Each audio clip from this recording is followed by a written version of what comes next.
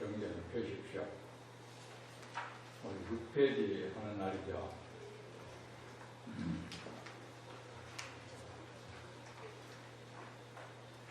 일주일 동안 잘 되셨습니까? 지난 공부한 부분 좀 몇 번 읽었습니까? 공부하지 않는 부분도 좀 읽어봤습니까? 소리 내서 부처님께서 말씀하시기를 경전은 독송하지 않는 것은 경전을 더럽히는 것이다. 늘 소리 내서 큰 소리로 읽고 또 읽을 때 이 세상 모든 중생이여 내가 들려주는 부처님의 말씀을 들으시라 이러면서 책을 경전을 읽어야 됩니다. 자, 여러분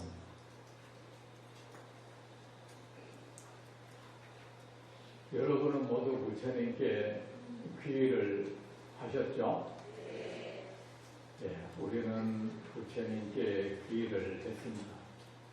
그래서 부처님의 제자가 되었습니다. 그런데 여러분, 귀의한다 이런 말을 많이 하는데 그 귀의가 무슨 뜻인지 아십니까? 예? 예? 뭐 돌아갈 귀자 이렇게 돼 있으니까 자꾸 돌아가서 의지하는데 뭐 어디로 돌아간다는 거야? 그걸 잘 들으세요. 저는 언어의 뜻을 굉장히 중시합니다. 옛날에 그 히라스의 철학자 플라톤이라는 사람은 아시죠? 그죠? 플라톤 아시죠? 네. 예. 정말 알아요? 네. 그걸 어떻게 알아요? 난 모르는데. 그분이 제가 세속에 있을 때 그런 책 읽는 걸 즐겼습니다. 그분이 이 책을 읽다고 그 사람이 한 말 중에 그게 제일 저한테 와닿는 게 그분은 어떤 사람하고 이 대화 토론을 즐겼어요. 그런 거 보고 저도 한때는 청소년 시절에 히랍의 철학자들처럼 사는 꿈도 꿨어요.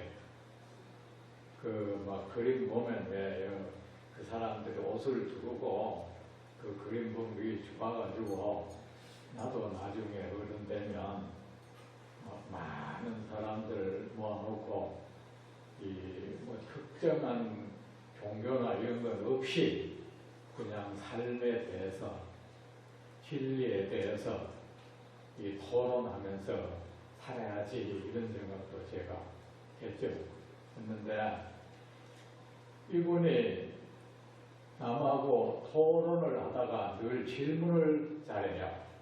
그 사람이 어떤 얘기를 하면은 당신이 지금 한 말의 그 뜻을 정확하게 내게 설명해 주시오.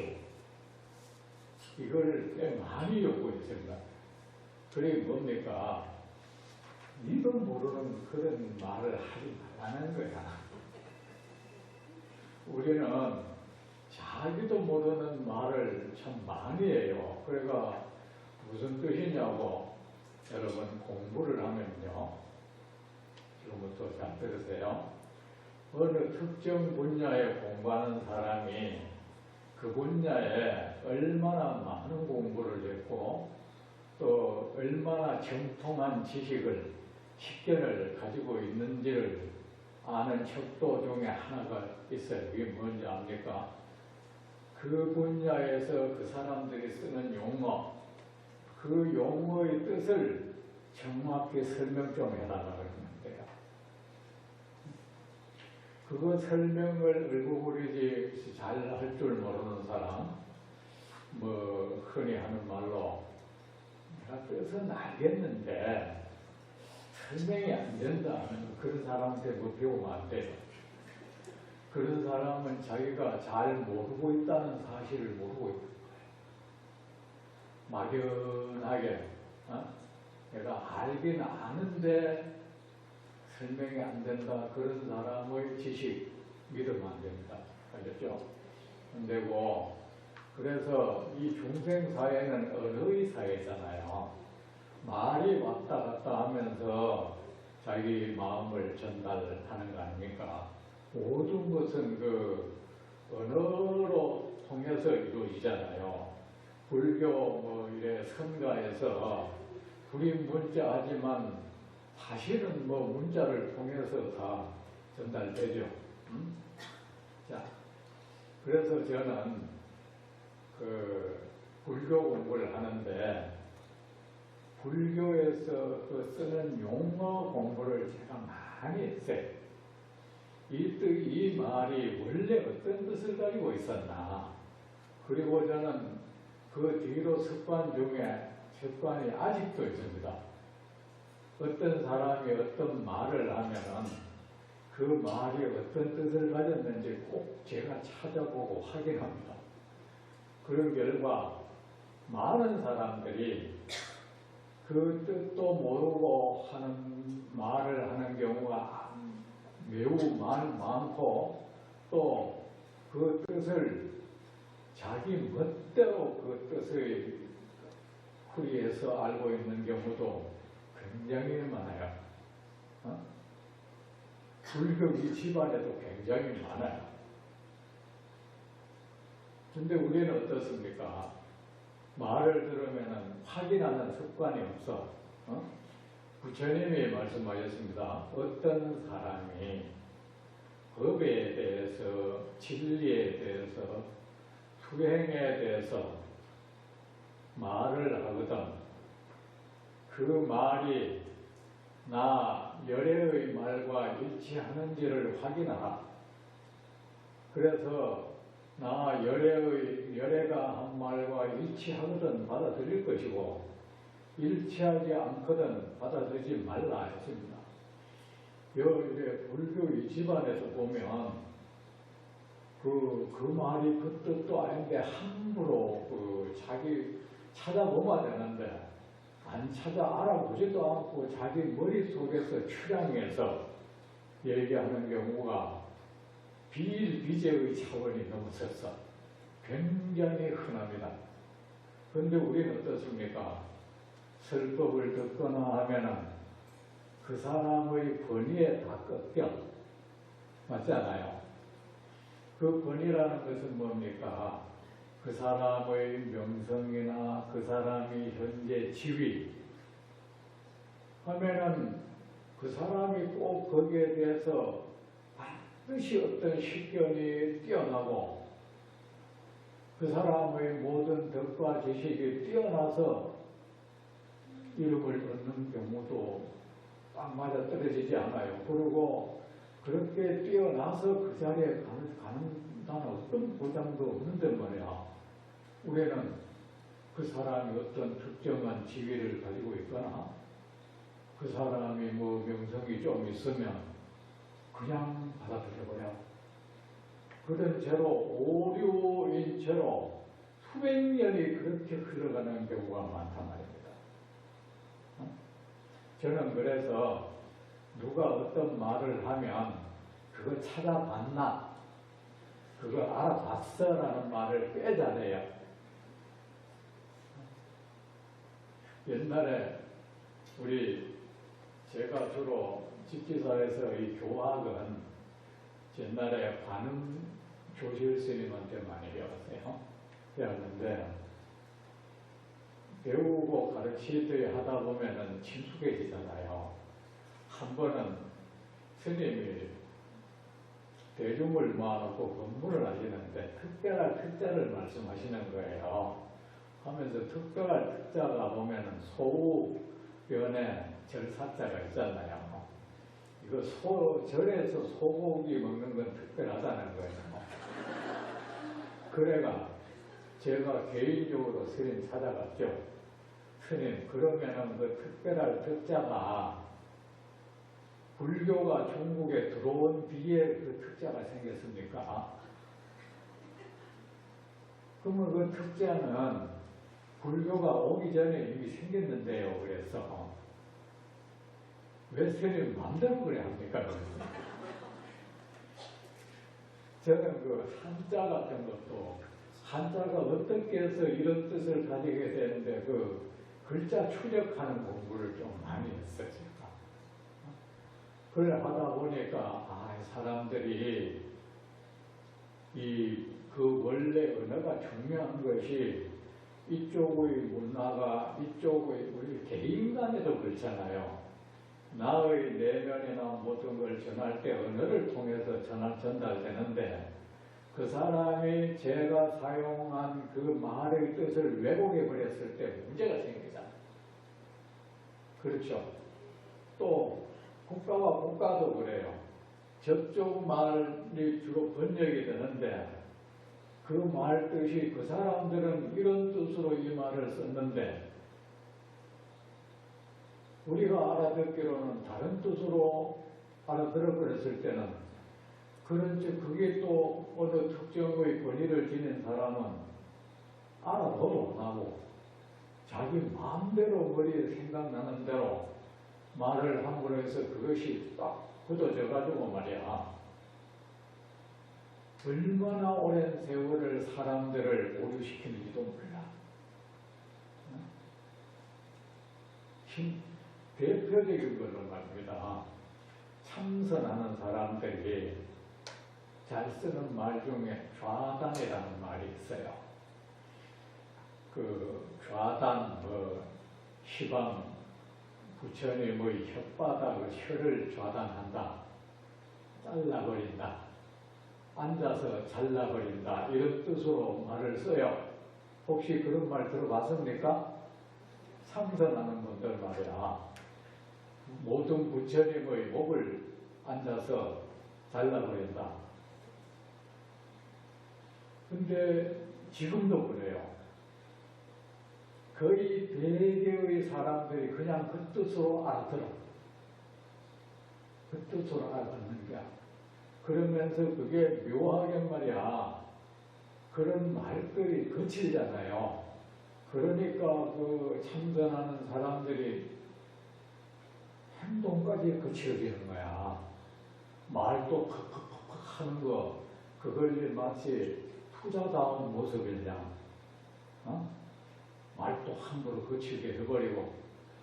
근데 저 말이 원래 어떤 뜻인지 아십니까? 제가 왜 그거를 알아봤나 하면, 원래 사람은요, 공부가 높아질수록 사람이 평범해져. 아시겠습니까? 도가 높아질수록, 공부가 높아질수록, 그 경계가 높아질수록 사람은 평범해져 갑니다.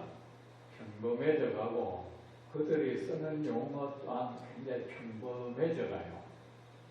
평이해져 가는데 그런 북불부터 나오는 그런 말 안 써요.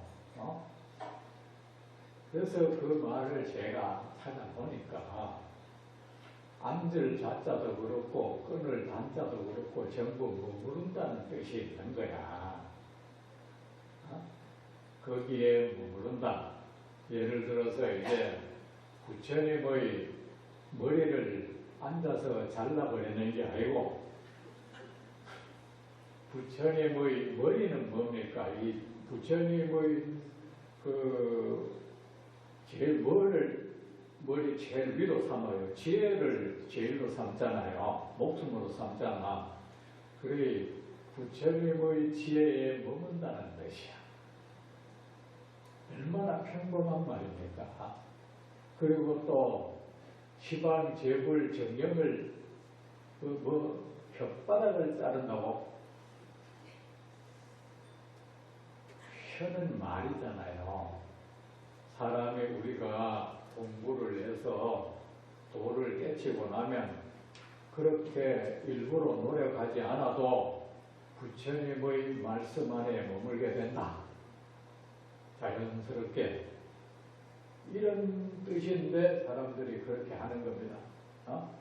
그러니까 여러분, 제가 그랬잖아요. 이런 공부를 하면은 그 삿된 욕망을 가진 사람이나 또는 삿된 그 식견을 가진 사람들, 무지한 사람들에 의해서 멀쩡한 그 삶이 잘못 왜곡당하지만 않아도 어쩌면 다행인지 모른다. 제 말을 가볍게 여기지 마세요. 제가 이 절에 들어온 지도 어느덧 50년이 다 돼가는데 그런 걸 하도 봐왔기 때문에 하는 말이에요.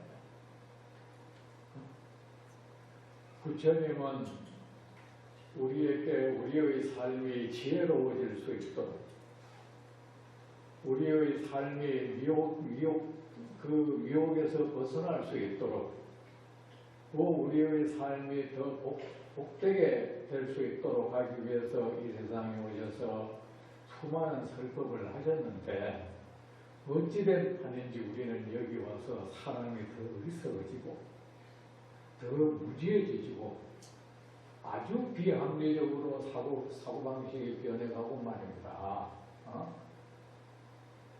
그러면 이게 부처님이 봐도 참 왜 이래 돼버렸나 하겠죠, 그죠? 근데 그렇게 되지 않기 위해서는 말입니다. 이 경전을 의지하는 것밖에 달리 방법이 없다는 걸 아세요. 성직자니 수행자니 종교인이니 하는 그 사람들 말입니다. 그들 역시 똑같은 중생이에요.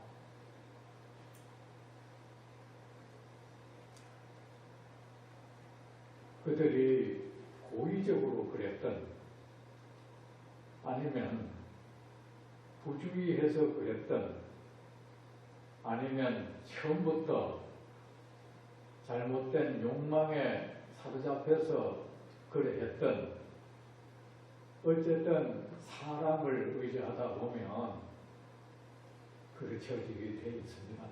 그래서 부처님이 돌아가실 때 사람을 의지하지 말고 법을 의지하라 했던 겁니다.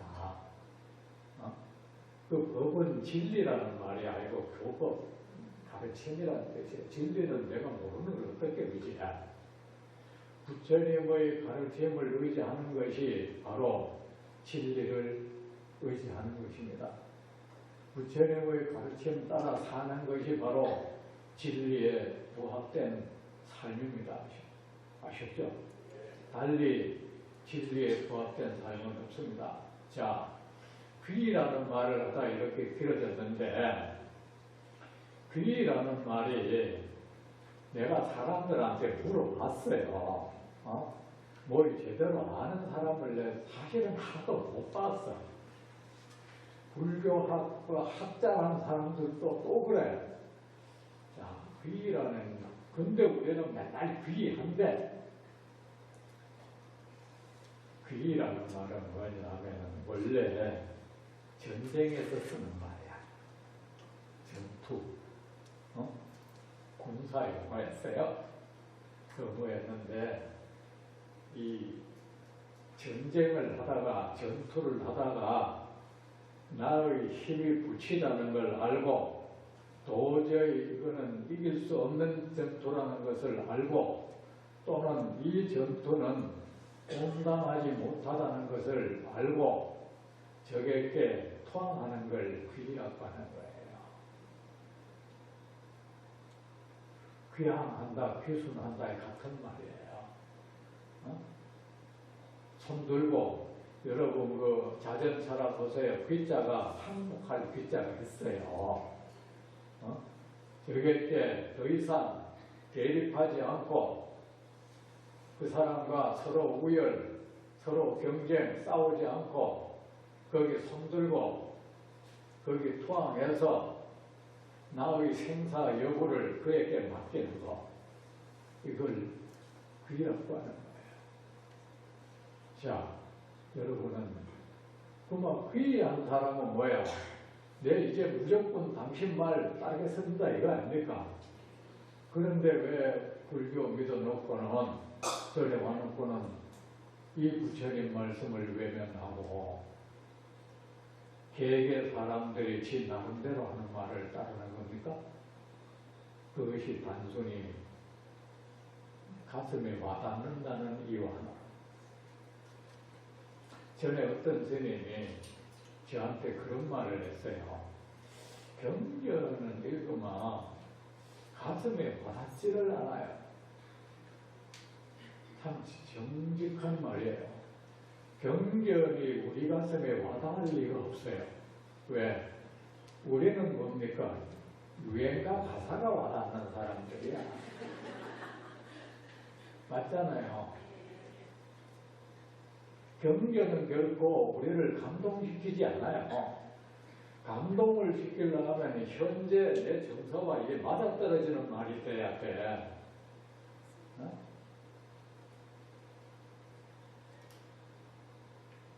우리를 감동시키는 것은 그냥 우리 법무들이 하는 그런 말이라야 가능한 거지.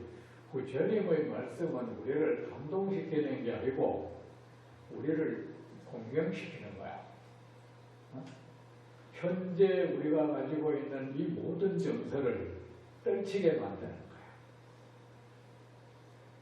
더 제가 아주 적나라하게 말하면 우리를 죽이는 것이 부처님 말씀입니다.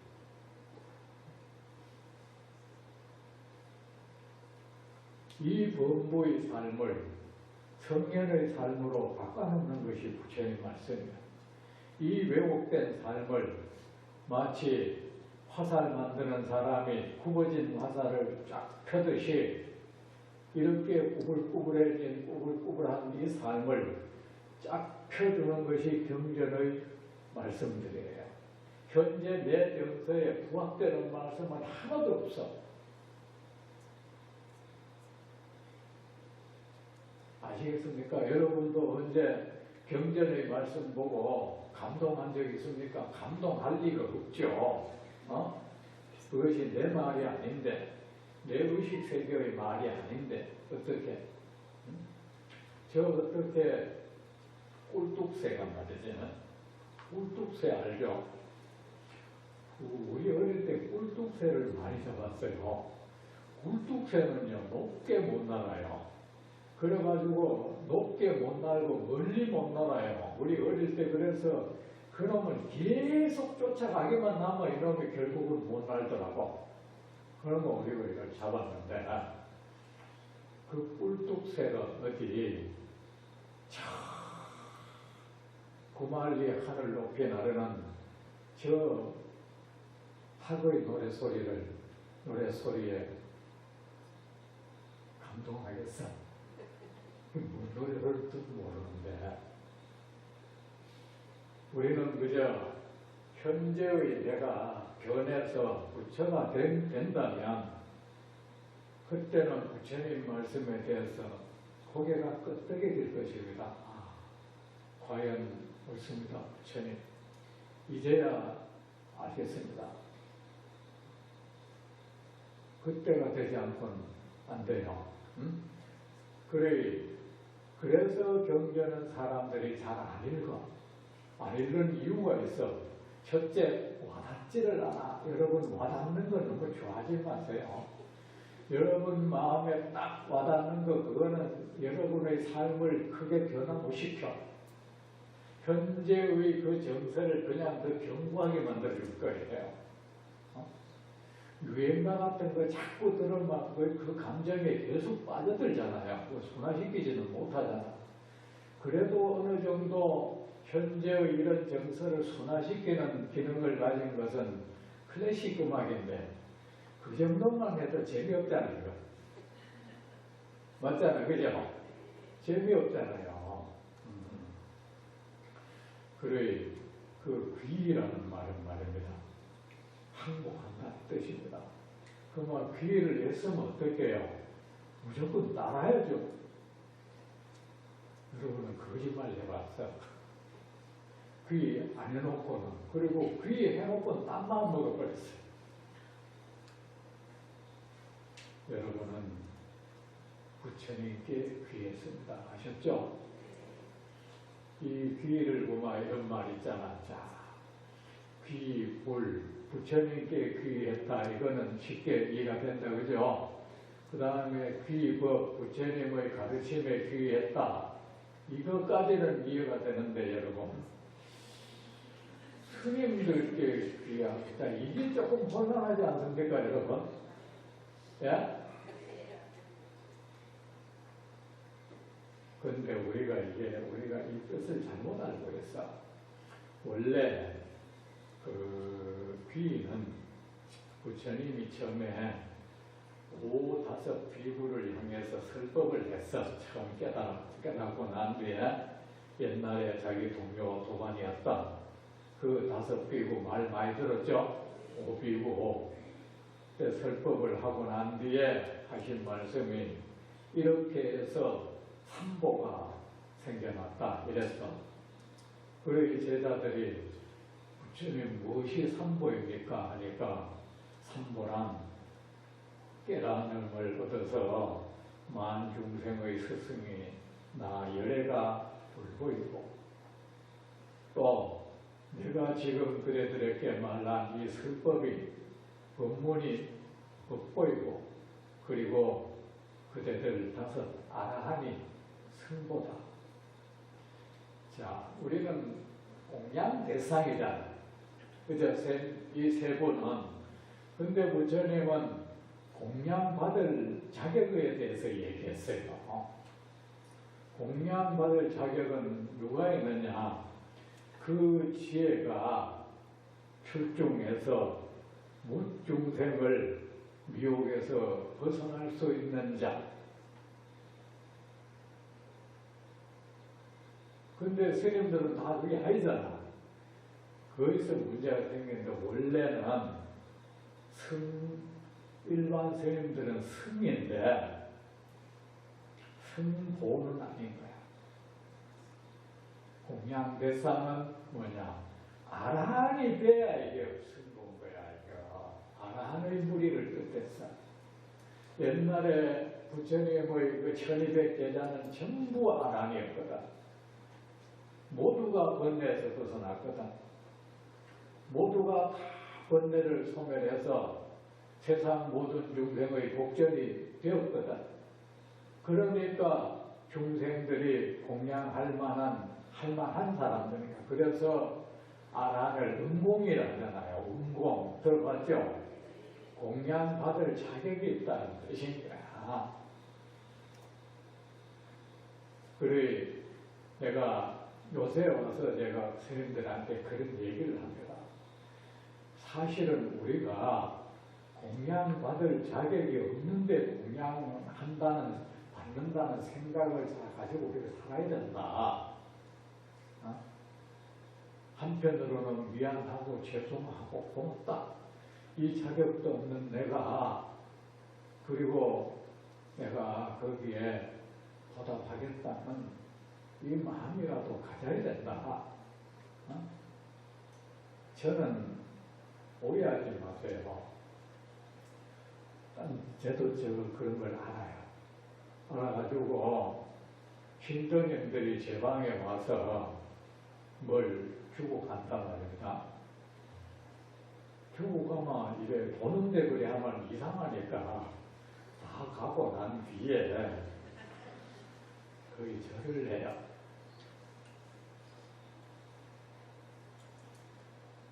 뭐 돈 보고 안 낸 게 아니고 오해하지 마세요. 내가 이런 공양을 받을 자격이 없는 나에게 이걸 주시다니 죄송하고 고맙습니다. 당신의 공양이 헛되지 않도록 노력하겠습니다. 그리고 부처님, 저는 이들의 공양을 받을 만한 위치에 있지 않습니까? 저는 이들에게 복종이 되지 못합니다. 부처님께서 저에게 공양한 이들을 인도해 주십시오. 이것은 제 능력은 아닙니다. 늘 절을 하죠.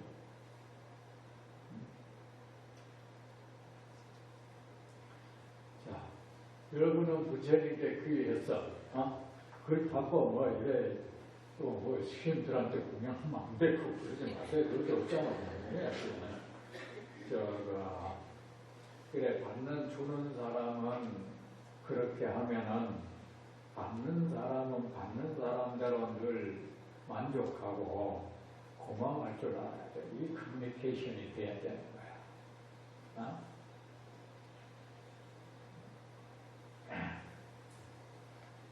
저는 그렇게 됐으면 좋겠어. 제가 이 돼지고기 국밥을 되게 잘 먹어요.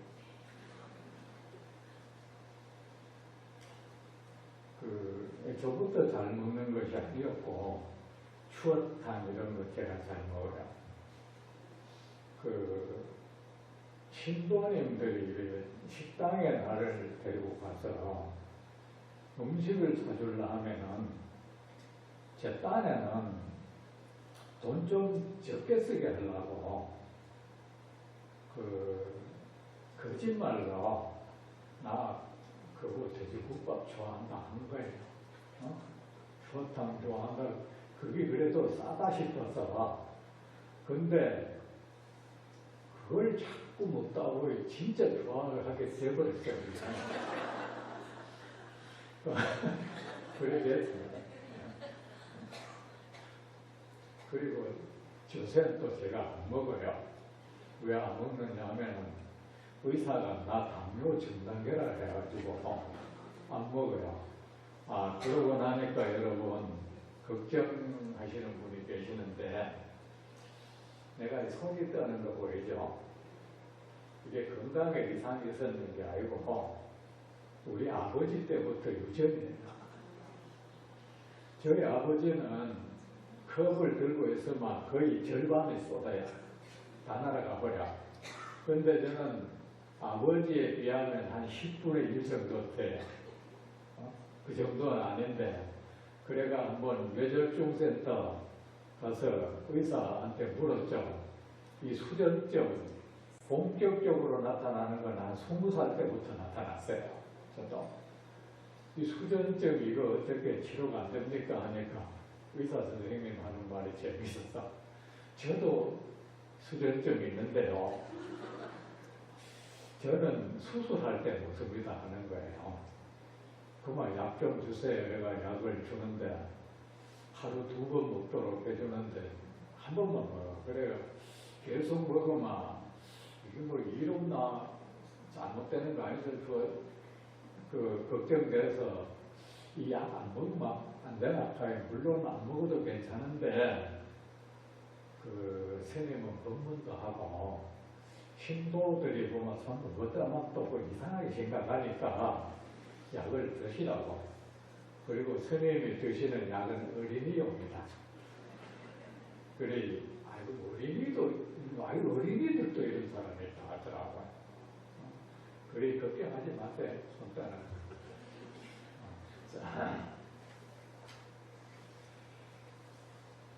그래, 여러분. 귀의를 한 이상은 그것이 거짓말 되지 않도록 하세요. 아셨죠? 우리가 그런 외도 중에요. 이런 외도가 우리가 외도는 안 돼야 될 거 아닙니까?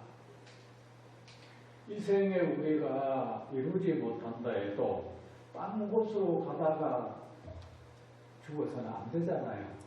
그죠? 정확히 그쪽으로 가다가 죽어야 다음 생에 또 기약이 되죠. 근데 외도 중에 그런 외도가 있습니다. 부처님 법에 붙어있는 외도라는 외도가 있어요. 이게 뭔 뜻이냐면 그것이 부처님 법이 아닌데 부처님 법으로 잘못 알고 있는 사람, 그 사람도 외도라 그랬어. 여러분 외도되면 안 되잖아요. 근데 유감스럽게도 경전을 여러분 손에 넣는 순간에 외도돼 버려요. 절대 주로 여기 참선하는 사람이 있는지 모르겠는데 참선하는 사람들이 그런 말 잘해요. 참선을 하게 되면 경전 다 놔야 된다. 그거 누구한테 그렇게 배웠는지 나도 그렇게 배우긴 배웠어. 옛날에 그 무식한 그 선배 스님들한테 그렇게 배운 거야.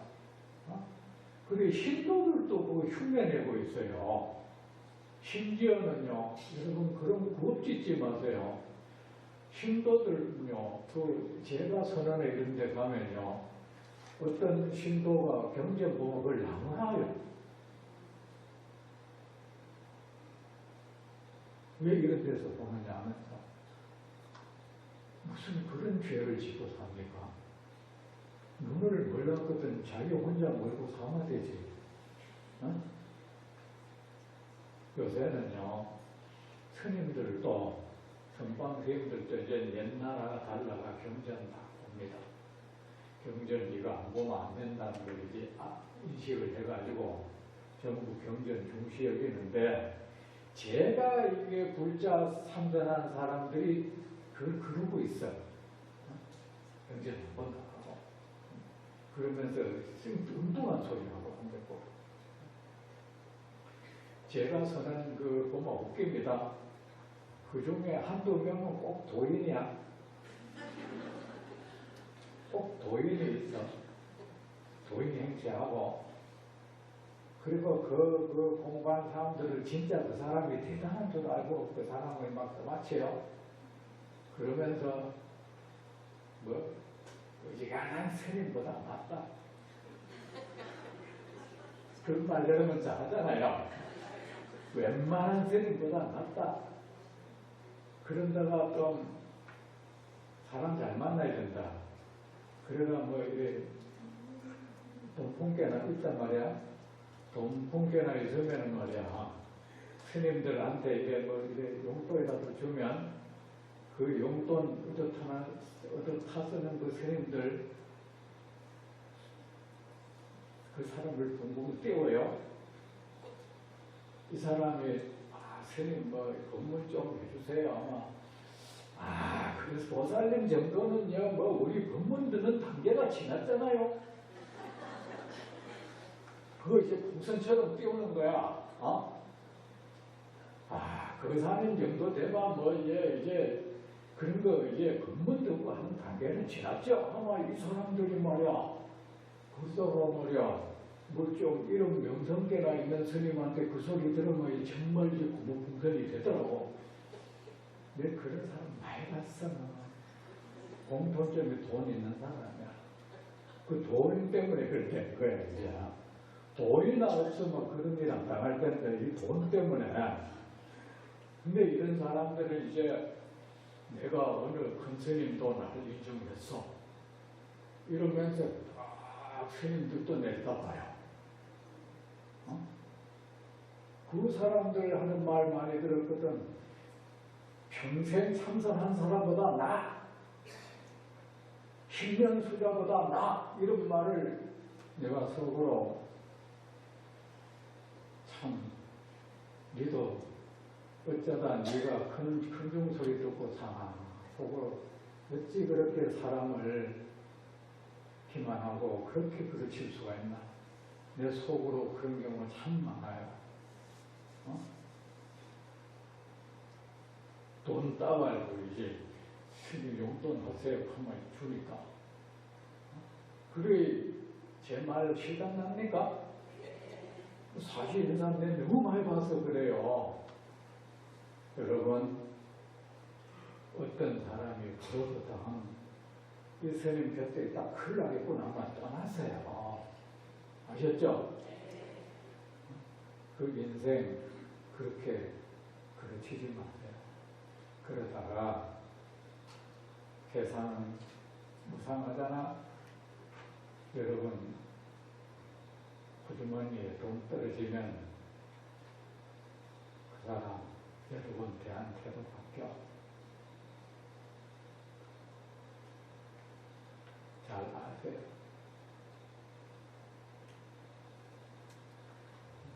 내가 그런 걸 많이 맞는 걸.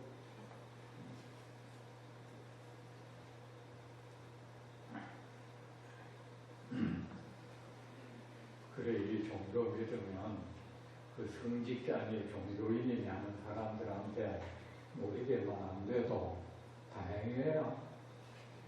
그래도 저는요,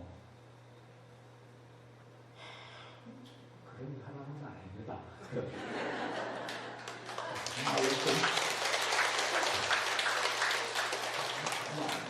정말 그런 짓은 안 해요.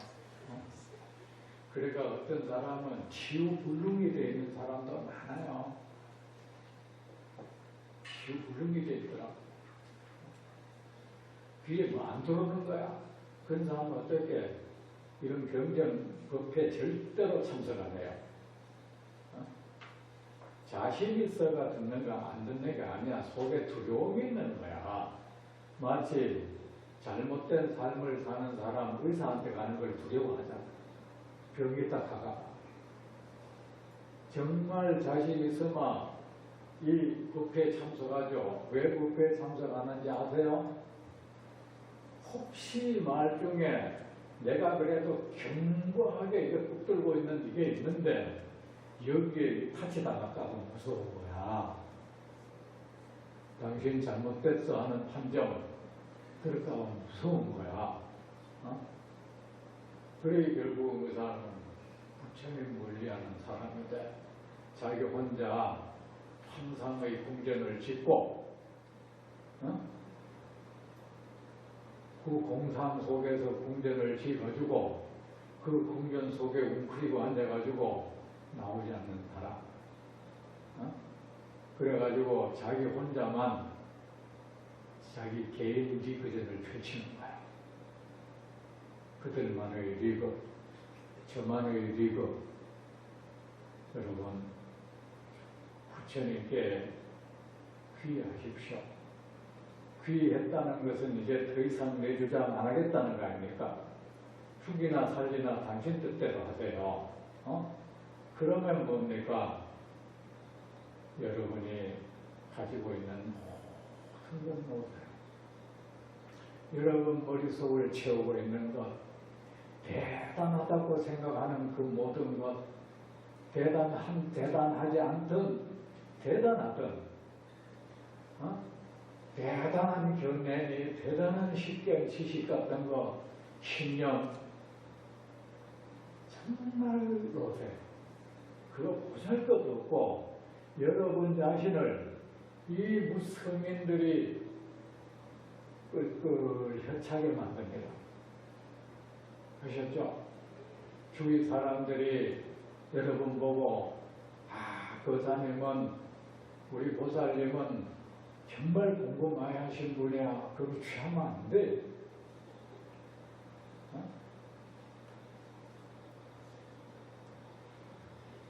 그래, 부처님 말씀 듣는 태도에 눈도 놓고, 자, 한 폭이 비를 기다리는 한 그루 나무가 되고 한 폭이 풀이 되는 거야. 그리고 경전 흐르는 강물, 이 흐르는 강에 여러분은 그냥 몸을 거기 띄우시라. 아셨죠? 여러 이때까지 배워서 아는 거 가지고 이 맞나 안 맞나 하지 말고, 아는 것은 어떻게 알든 그건 맞지 않아요. 아셨죠? 이 세상에 정확한 지식은 존재하지 않아. 이미 여러분의 머릿속에 있어 이것이 짜여져 가지고 지식으로 딱 머릿속에 들어앉는 그 순간, 그건 이미 그때부터 쓰레기인 거야. 악취나는 쓰레기 말입니다. 오늘 좀 계속합시다. 또한 수고리여 모든 거 놓고 그리고 공부하는 법은 뭡니까? 자, 이 글 경전 보세요. 글줄과 글줄 사이 여백 있죠? 그 사이를 여러분은 이 논의해야 돼요. 아셨죠? 논의고 글자와 글자 사이에 또 여백이 있죠? 그 사이를 여러분은 그곳이 여러분이 머물러야 할 곳은 그곳이야. 그래서 이 말들이 이 말을 끝으로 가지 말고 이 말이 내게 들려주는 말이 있다고. 그걸 들어야 돼. 여러분 경전 보면 뭐 옛날에 그 경전 보면 뭐 이거는 뭐 핵심 내용은 무엇이고 전체적으로 한마디로 뭐야 하고 그런 거 하지 말라고 그런지. 그거는 우리 초등 뭐 유치하잖아. 그건 우리 초등학교 때도 그랬잖아요. 국어책 단원 읽으면 두괄식이, 양괄식이, 미괄식이, 중괄식이 배웠잖아요. 그죠? 그건 초등학생도 할 줄 아는 거야. 그리고 여기에 뭐 중심되는 문장 빼내는 거. 근데 이거 국어책 아니거든. 그런 식으로 경전을 보면 안 됩니다. 아셨죠? 입시 공부하듯이 하면 안 됩니다. 그냥 이 경전의 흐름에, 이건 흐름이에요. 흘러가는 물인 거야. 경전 이거 이제 투막투막 내는 거 내가 없애버렸잖아. 그죠?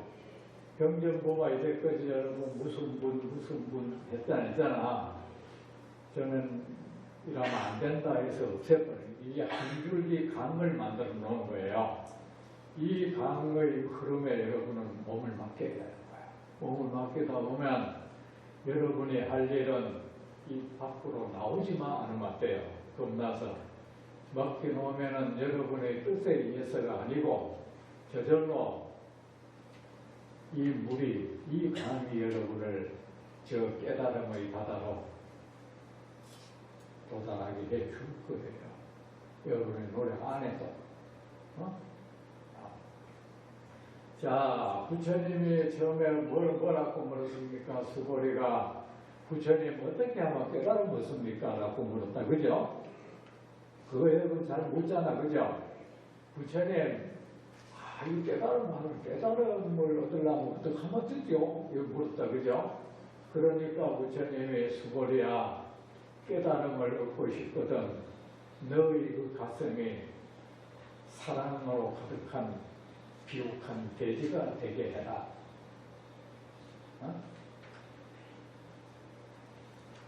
세상 모든 중생을 너의 한가슴에 안을 수 있는 큰 사랑이 있는 사람이어야 깨달음을 얻을 수 있다.